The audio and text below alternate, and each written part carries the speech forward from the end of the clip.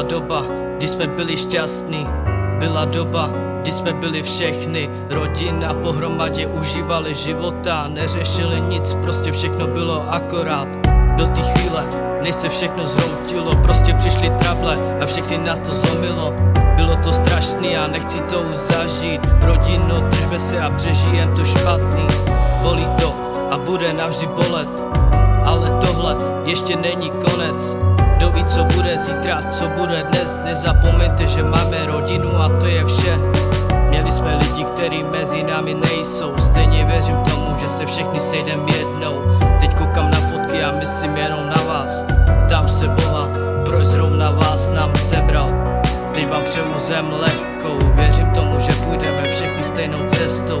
Byly to 2 hodiny čekání na zprávu. Všechno bylo zklamaní a to já dobře chápu. Teď palím svíčku a přeju si jen jedno. Vrátit čas a zůstat mě navždy. Bejt tam s váma. Bejt tam s váma. Lepší to nebude. Věřím tomu, že se sejdem všichni spolu nahoře. Lepší to nebude.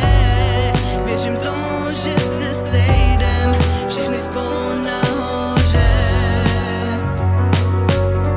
Mladá generace tady jenom zůstala, teď je jenom na nás postavit se na nohy, dát hlavu vzhůru, jít směrem dál, tak jak by si to můj děda přál.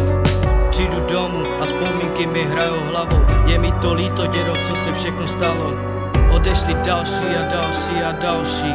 Teprve 38 let život měl před sebou. Život mu to nepřál, tak si ho vzal s sebou. Rána na duši a další díra do srdce. A tohle posílám přímo do nebe.